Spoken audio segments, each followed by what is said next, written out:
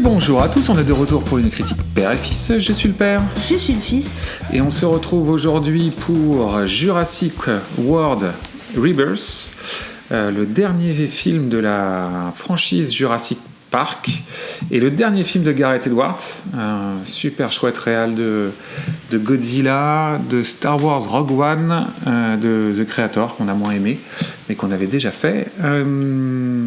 Et je vais du coup faire le pitch tout de suite. Donc c'est le 7e film après la trilogie originelle, puis la trilogie autour de Jurassic Park 1, 2, 3, puis Jurassic World 1, 2, 3. Donc là, est-ce que c'est une nouvelle trilogie qui démarre? Je ne sais pas, mais en tout cas, c'est que des nouveaux personnages. Et donc, c'est 5 ans après Jurassic World Dominion. C'est marrant, parce que Dominion, pour moi, c'était pas le nom du 3e Jurassic World, mais peu importe. Une expédition traverse des régions équatoriales isolées pour extraire l'ADN de 3 énormes créatures préhistoriques pour une avancée médicale révolutionnaire. Bon, plutôt correct. Oui. C'est ça l'histoire, hein. C'est correct. C'est une équipe de mercenaires qui sont embauchés par un type... on y reviendra. Par un type. Et Tout seul. Pour aller extraire de l'ADN sur les 3 plus gros dinosaures marins, terrestres et volants. Pour une expérience médicale. Ça ressemble, en fait, c'est marrant parce que le pitch de départ ressemble beaucoup au 3e Jurassic World. C'est un peu similaire. Mon fils, qu'as-tu pensé de Jurassic World Rebirth? Sincèrement. Ah bah non, on veut la vérité. C'est pour ça que j'ai dit sincèrement. Je pense qu'on est sur l'un des plus mauvais films que j'ai vus de toute ma vie, en comptant les Marvel. Voilà, je m'arrête là. Je m'arrête là. Est-ce que tu le mets plus mauvais que Meg 2? Oui. Ah oui, non. Tu le mets plus mauvais que Meg 2? Oh, t'exagères. Ah non. Je l'ai mis plus mauvais que Meg 2. Ça, c'est la déception qui parle. Ah non, c'est même pas la déception. Parce que tu l'attendais.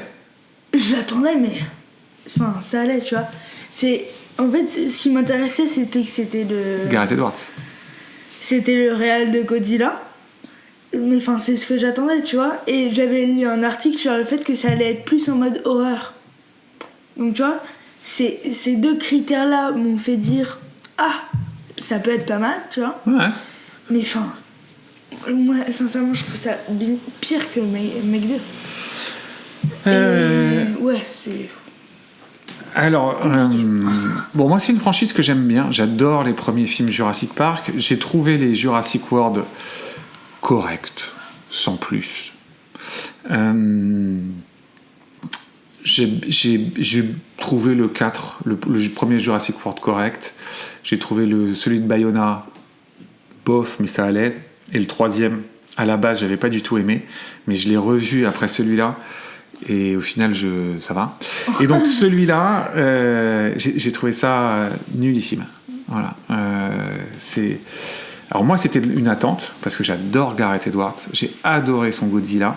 J'ai beaucoup aimé Star Wars Rogue One. On n'avait pas aimé tous les deux The Creator.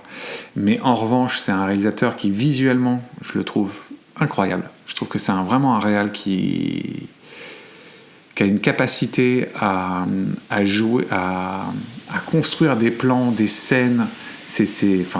Visuellement, c'est vraiment un des réalisateurs contemporains que je préfère. Mais c'est une énorme déception. J'ai trouvé ça absolument nul. Et c'est pour une raison principale, c'est que j'ai rarement vu dans un film des personnages aussi indigents. Voilà. Le scénario est nul. Mais il est nul. Il n'y a pas de scénario, c'est ouf. Mais en fait, tu sais quoi? C'est ce que je t'ai dit en sortant. Et du coup, on avance, on enjambe directement sur l'histoire du scénario, qui est pour moi le plus gros problème du film. C'est même pas son scénar, c'est son scénar et c'est son casting qui est nul. Mais c'est surtout L'histoire en soi, t'as pas besoin que ce soit un truc compliqué. Hein. Moi, le pitch de départ de j'envoie des mercenaires sur une île pour extraire du sang des 3 plus gros dinosaures, bon bah tu sais quoi, moi j'achète. J'ai pas besoin d'une histoire plus compliquée que ça. Ok, mais ça c'est l'histoire de base. Ouais. Là on parle du scénar. Le scénar c'est ce qui va se passer dans le film. Ça c'est monstrueux. Je suis d'accord avec toi, mais je pense que spécifiquement, ce qui ne fonctionne pas du tout, c'est les dialogues, c'est la caractérisation des personnages, et les personnages sont débilissimes. Débilissimes. Et enfin, on est habitué maintenant avec les blockbusters actuels à avoir des personnages complètement débiles, mais alors là, ils ont atteint un niveau qui est terrible. On va ajouter quand même dans le scénar que cette histoire donc je sais pas, j'étais pas là pour l'écriture du scénario, mais ça sent quand même le scénario qui a été réécrit 12 fois, parce que c'est quand même David Koepp qu'on a derrière. Donc David Koepp, c'est le scénariste du premier Jurassic Park, du 2, c'est le scénariste de Mission Impossible, c'est le scénariste d'Hypnose, c'est un scénariste quand même hyper reconnu, il était sur Spider-Man, il a fait énormément de blockbusters. David Koepp, c'est aussi un mec qui a réalisé quelques films, notamment je crois qu'il a réalisé Fenêtre secrète. C'est aussi un scénariste qui a travaillé avec Fincher sur Panic Room. Je croyais qu'il avait bossé aussi sur d'autres trucs, mais a priori je ne vois que Panic Room. Bon bref, il est au scénario de La Guerre des Mondes, il a fait aussi des Indiana Jones. Bon, c'est un mec qui est comment dire, un des gros scénaristes d'Hollywood. Franchement, je ne peux pas croire que ce mec ait écrit ces dialogues, et je ne peux pas croire que ce mec ait écrit un truc dans lequel tu pars sur l'histoire des mercenaires. Pardon. Et puis à un moment donné, il t'emmène vers une famille, et là la catastrophe démarre. Ouais. Tu veux développer cette partie-là ?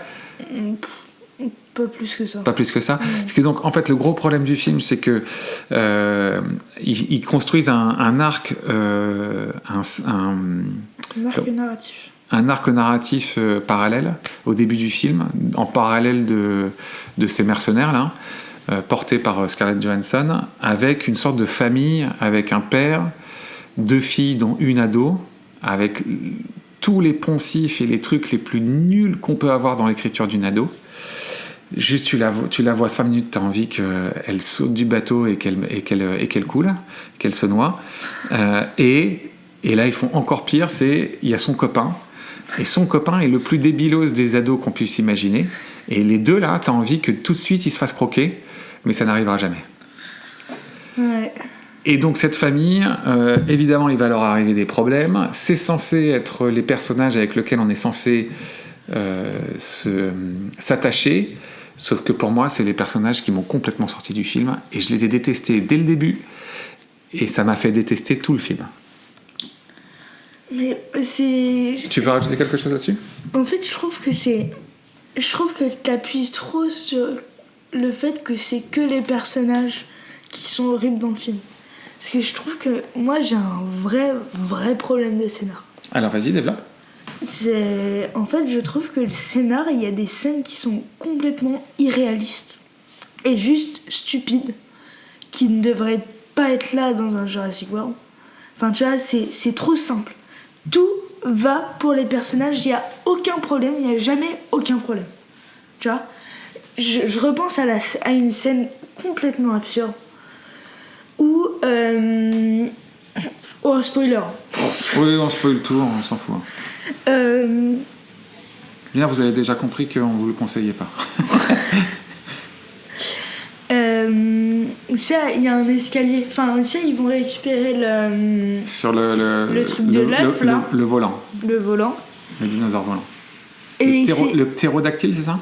Non, c'est pas un ptérodactyle. C'est pas un ptérodactyle ? Non. Bon, j'ai pas retenu les noms des bestioles. Mais déjà, c'est dans une espèce de grande falaise où il y a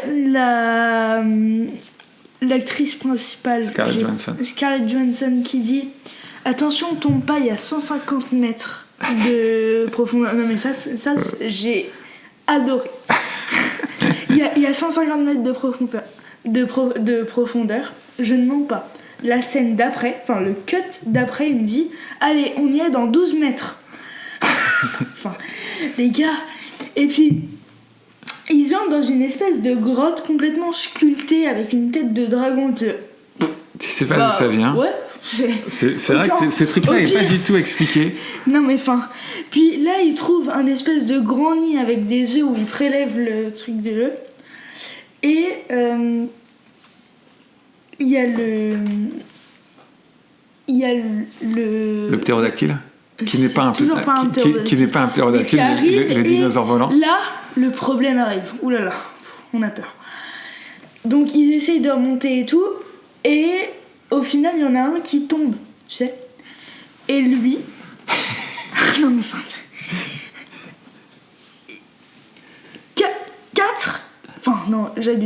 10 cuts avant.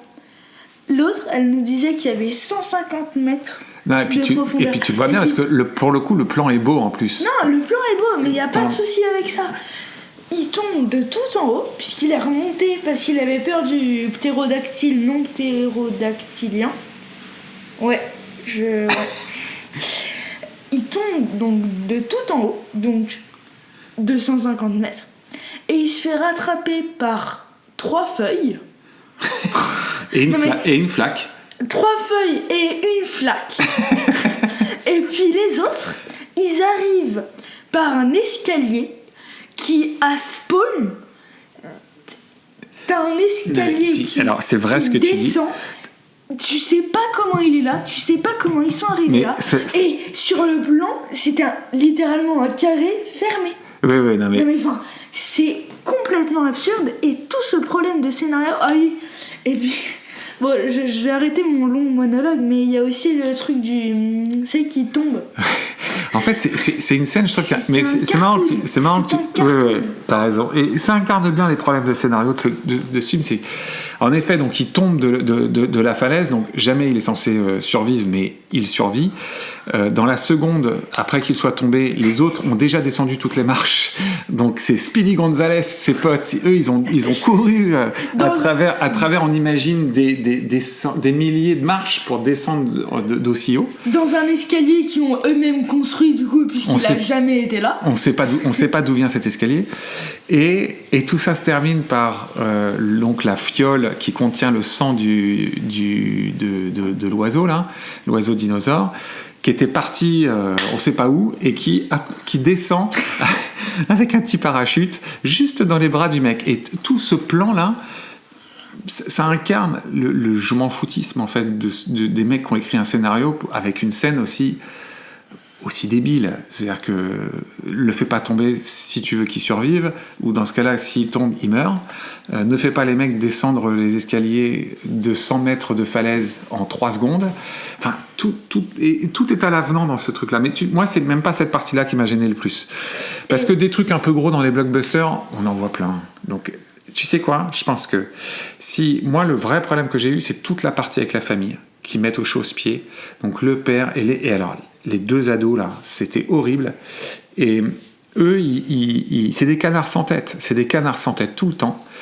Et du coup, tu mets des canards sans tête dans un truc dans lequel tu essayes de dire que tes personnages sont dans un environnement très hostile, dans lequel la seule chance pour eux de survivre, c'est justement d'être hyper préparés, tu vois, c'est des mercenaires qui sont censés être hyper préparés, on va aller chercher eux en particulier, on les paie 20 millions, tu vois, quand même, pour aller sur ce truc, parce que franchement, il y a qu'eux qui seraient capables de le faire. Ça, c'est un peu en mode mission impossible, et t'as quoi. Et il y a une famille qui arrive en kayak, non pas en kayak, mais en voilier. En voilier de genre 15 mètres, et puis ouais. Et donc ils se font... leur bateau, évidemment, va se faire attaquer par un mégalodon. Non. Si. Non, c'est pas un le gros poisson dinosaure. C'est un mégalodon, non ? Non, c'est pas un mégalodon. Mégalodon, c'est un requin, pas. C'est le requin. Ah oui, t'as raison. Je suis sur Mec 2 là.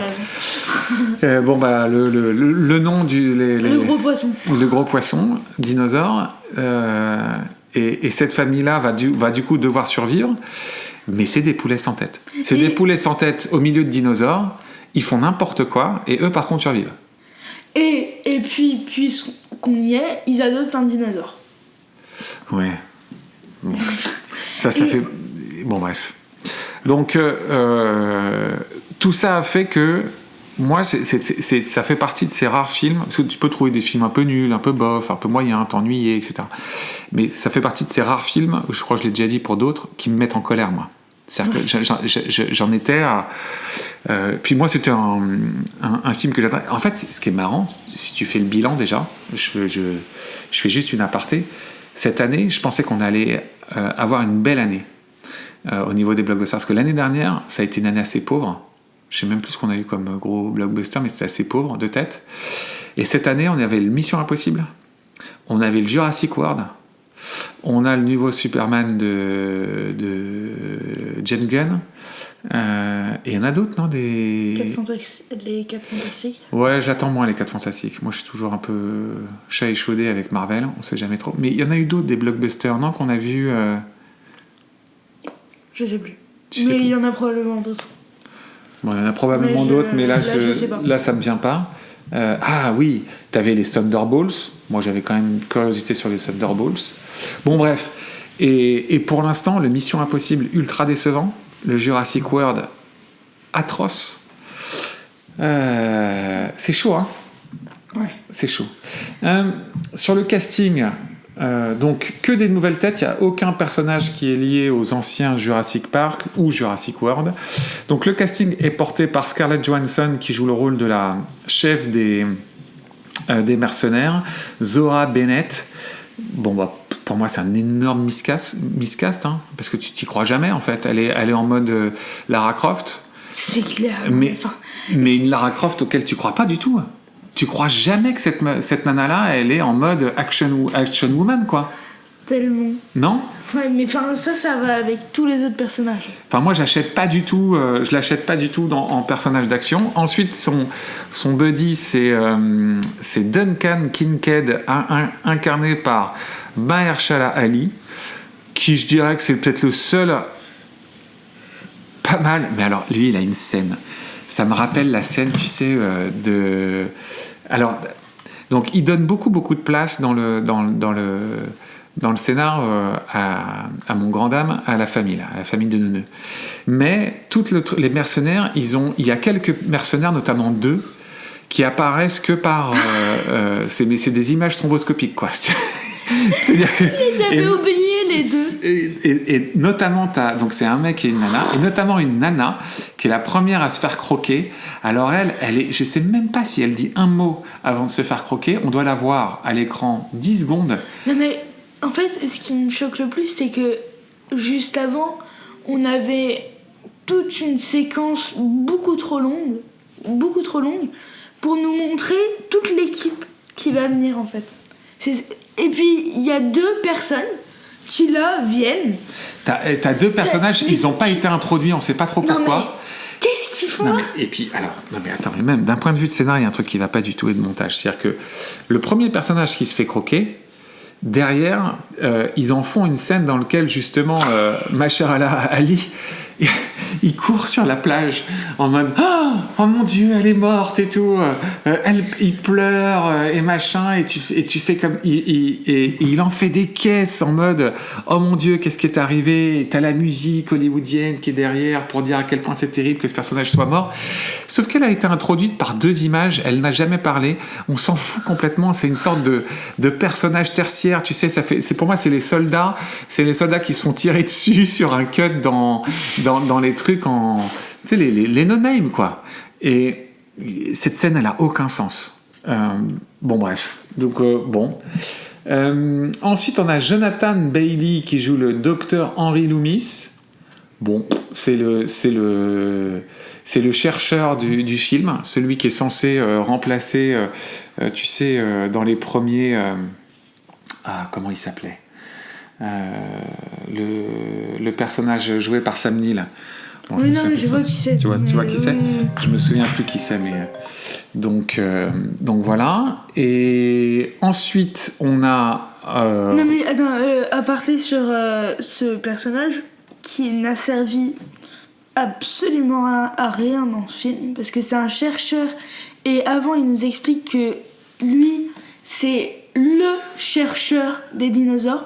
Pendant le film, il nous donne pas une seule info sur aucun des dinosaures. Oui, c'est assez vrai. Il nous donne une seule info, c'est que le gros poisson, il a 5 mètres, non, 5 cm, 50... il a beaucoup de peau, quoi. C'est tout. Il a beaucoup de peau. Alors non, il a pas 5 mètres de peau. Non, 5 c'est beaucoup. Oui, qu'il faut 10 cm, je crois, un truc comme ça. Et il nous donne cette info, et puis il a la scène finale pour lui, qui est à 45 minutes de film, où, avec les diplodocus, là. Ah, c'est pas la scène finale, ça. Mais c'est la non, scène... mais pour lui, oui. Après, il apparaît plus. Hein. C'est la scène émotion. En fait, ils essayent de recréer la scène du premier Jurassic Park quand Exactement, avec la fameuse musique, etc. Dans lequel, tu sais, c'est la découverte des dinosaures pour la première fois. C'est une scène incroyable dans laquelle ils découvrent pour la première... Et bon, ils essayent de recréer la même chose, sauf que ça marche pas du tout. Ensuite, on a Rupert Friend qui joue Martin Krebs, qui est le méchant du film. Je sais pas qui il est. Bah, si. Oui. C'est le mec qui... C'est le paumé. C'est le paumé. Donc c'est un mec tout seul qui représente une grande entreprise dont on ne saura jamais trop ce qu'est cette entreprise. Mais le mec, il est tout seul. Et il est tout seul pour incarner les gens de cette entreprise. Les millions de personnes derrière cette entreprise, mais bon... On ne sait pas. Ensuite, on a Manuel Garcia Rulfo qui joue Ruben Delgado, qui est le père de la famille de Canard sans tête. Ouais, il n'a pas du tout la même tête. Ouais. On a Luna Blaise qui joue Teresa Delgado, qui est l'ado sans tête, qui est vraiment une tête à claque horrible. On a David Lacono qui joue Xavier Dobbs, qui est l'un des ados les plus débiles que j'ai vu dans un film. On a ensuite Audrina Mirando qui joue Isabella Delgado, qui est la petite fille. Bon, bah, elle, ok. Et c'est celle qui adopte un dinosaure. Voilà. Et ensuite, le reste du casting, c'est des gens qui se font un peu croquer sans être vraiment introduits dans le film. Sans les connaître. Un casting horrible. Vraiment très, très, très, très mauvais. À ce niveau de blockbuster, je suis assez étonné. On parle vite fait de la réal. Oui. Enfin, vite fait. Bon, pour moi, il n'y a que ça à sauver. Hein. Donc, c'est un film de Gareth Edwards et ça se voit que c'est un film de Gareth Edwards. Donc, il y a des plans absolument magnifiques. Je trouve que c'est moyen. Sincèrement, je trouve... Compare-le à Godzilla, le premier Godzilla. En fait, alors, j'adore le premier Godzilla. Donc, et j'adore le Godzilla de Gareth Edwards. C'est vraiment un film que j'ai trouvé génial. J'avais pris un pied absolu, je l'avais vu au cinéma, je m'en rappelle très bien en 2014, avec des plans monstrueux. Mais je trouve que c'est un réal qui a une capacité à créer des rapports de taille qui fonctionnent super bien. Et pour le coup, on le retrouve pour la première fois, je trouve, depuis le premier Jurassic Park de Spielberg. On a vraiment des rapports de taille qui te montrent le gigantisme des dinosaures comme on ne l'avait pas vu dans les autres. Et ça, je trouve que ça fonctionne super bien. T'as une manière... En plus, on l'a vu en 3D, le film. Et c'est vrai que bon, ça ne changeait pas grand-chose, la 3D. On l'a vu dans plutôt de bonnes conditions. On l'a vu en plus plutôt dans une belle salle. En 3D, les paysages sont beaux. T'as quelques scènes qui sont assez magnifiques. En fait, c'est hyper frustrant parce que tu vois que le mec qui est derrière la caméra, il a des idées de plans et des idées de scènes qui sont chouettes. Le tout début de la scène, si t'enlèves toute la famille de canards sans tête, la scène où le gros poisson dinosaure attaque le bateau, c'est une belle scène. Moi, je suis pas fan de cette scène. Moi, je sais pas. Mais en fait, moi, il n'y a aucune scène qui m'a marqué. Il y en a aucune. La scène du tyrannosaure. Non, même pas. En fait, t'as une impression d'aucune dangerosité dans les monstres, enfin dans les dinosaures que... En fait, ouais. Ah oui. Enfin, vas-y, continue. Donc non, moi je sauve Gareth Edwards de tout ça. Visuellement, je trouve que c'est vraiment un super réal, mais il est pas aidé par un scénario indigent, des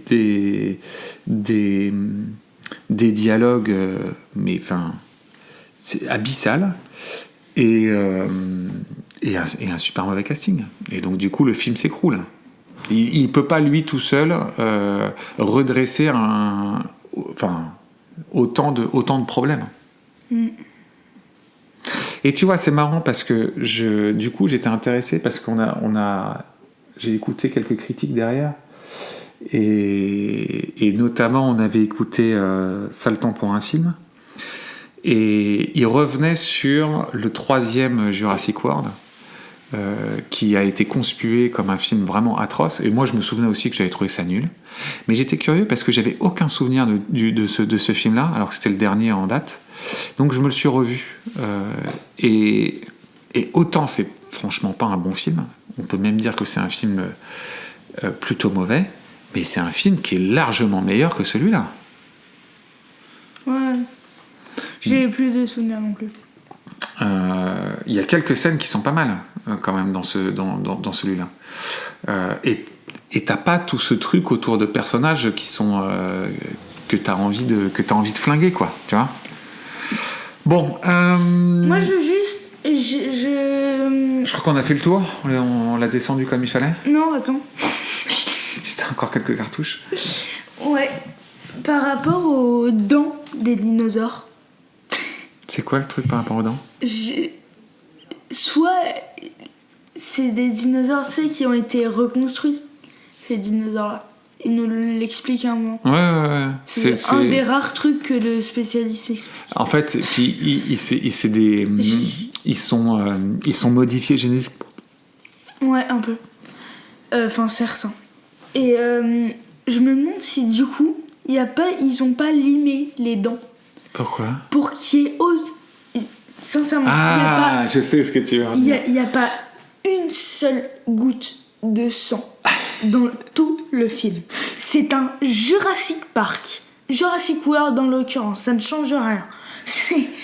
C'est des dinosaures, ils ont des dents de 10 cm. Comment est-ce qu'ils enlèvent tout de vue du sang ? Je trouve ça incompréhensible. Et pour le prouver, c'est la scène du T-Rex, justement, où avec la bouée là, une bouée qui est une bouée de sauvetage. Alors c'est pas une bouée, c'est un canot. C'est un canot de sauvetage. C'est un bateau gonflable. Oui, c'est une bouée de sauvetage. C'est un bateau. D'accord, mais enfin, à un moment, le T-Rex, le T-Rex commence à le mâcher. Littéralement, il le mâche. Il le refait tomber et puis il a rien du tout, pas une crevaison. Enfin, ça me. Elle me choque moins cette scène-là parce que j'ai bien aimé la manière dont il a incarné le T-Rex sur cette scène. Moi, je trouve que c'est des incohérences qui ne peuvent pas être là dans un Jurassic World. Non, ce que j'ai trouvé débile dans la scène du T-Rex, c'est l'ado, le canard chanteur. Arrête avec tes ados, papa. Qui arrive avec, qui gonfle le bateau sous le nez du T-Rex. Enfin, non, mais c'est stupide. Mais ça me dérange moins que ça, en fait. Bon, mon fils, est-ce qu'on conseille Jurassic World Renaissance ? Je vais dire atroce sur 20. Atroce sur 20. Ouais. Très bien. Et ben moi, je relance de nullissime sur 20. Non, on le conseille pas du tout, ce film. Non. Parce que des fois, on peut ne pas aimer, mais on conseille quand même les films. Là, moi, je trouve que c'est un très, très, très, très mauvais film. Vraiment. Oui. Malgré l'affection toute particulière que j'ai pour Gareth Edwards, le réalisateur, c'est nul, complètement nul. Hein ?